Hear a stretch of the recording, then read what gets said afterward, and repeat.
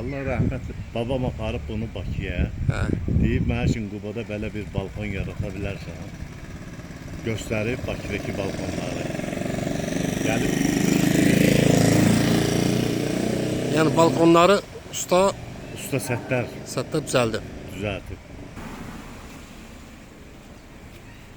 Ha bu gülən. Remonta ehtiyac var da. Remonta ehtiyac var.